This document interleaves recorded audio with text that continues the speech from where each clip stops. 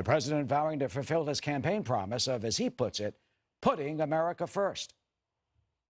It's got to change. It's going to change. I mean, it's not a question of, I hope it changes. It's going to change 100%. And tariffs are going to come way down because people cannot continue to do that. We're like the piggy bank that everybody's robbing, and that ends. And we're the piggy bank. Nile Gardiner, director of the Margaret Thatcher Center for Freedom at the Heritage Foundation, joins us from Washington. You know, there was a readout, Nile, from the French that said the president gave a, quote, long and frank rant. You know, lots of Americans would say, yeah, I mean, it's about time that a president pushed back on these unfair trade practices that have cost American jobs. Do you think the Europeans get it? Firstly, Eric, I'd have to say that this was an extremely tense summit, probably the tensest G7 summit that we've seen in a very long time. A wide gulf of differences expressed between the different parts of the Atlantic on this. And without a doubt, I think that, you know, we are heading under the current trajectory towards a trade war with the implementation of US tariffs on steel and aluminium. The European Union has responded with the announcement of a whole array of tariffs. I think Canada is likely to introduce new tariffs in July.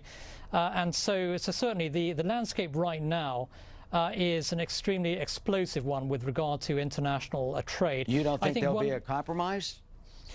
It remains to be seen. I think that at the moment you've got some real saber rattling here from, in particular, France and Canada as well.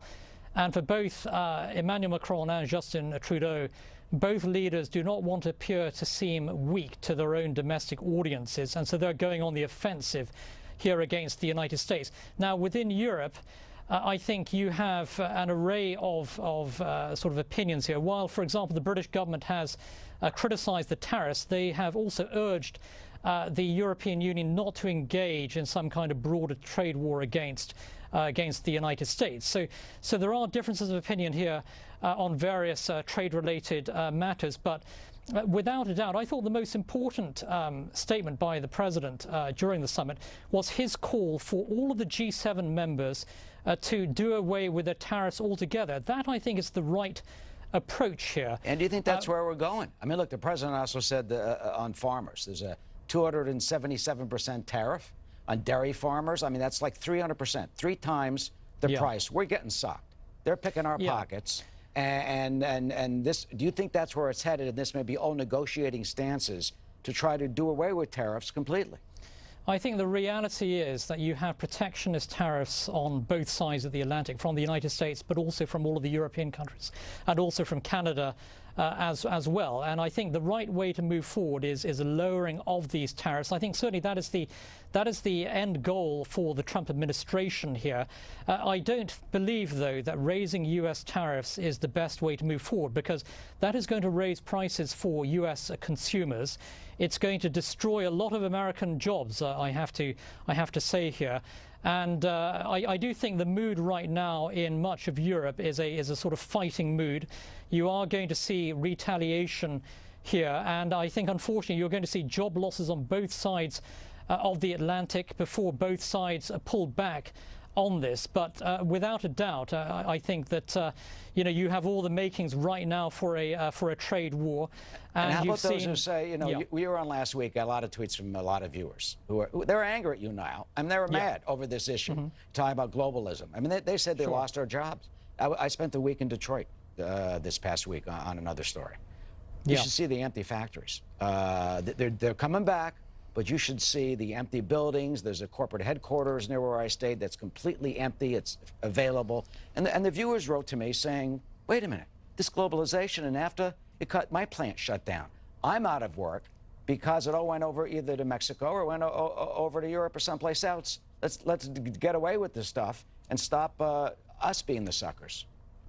Well, you know, free trade has been the engine of U.S. economic success for the last 100 years, and will continue to be so for the next 100 years. Raising protectionist barriers, which are really taxes basically, will kill American jobs, and that's the reality here. And so, you know, without a doubt, as the president made clear earlier today, the best solution is for all members of the G7 to get rid of their tariff barriers altogether. Economic freedom free markets, they really do work. And that's the answer in terms of creating jobs for Americans and for everyone in Europe and also for Canada as well. But protectionism never, ever works. And it ends up, unfortunately, it has to be said, always killing jobs. So that's not the solution, I think, to this current trade impasse. We're not there yet. And certainly take a look at this photo. This is getting, out there. The body language. When you look at the body language of Merkel standing and the other European leaders and Abe Shinzo there, he's got his arms crossed and the president is sitting with John Bolton off to his right shoulder and he's got his arms crossed. Man, oh man, if that doesn't show a standoff between the two, I don't know what does. What is your comment on that photo when you see the faces and the body language of the world leaders?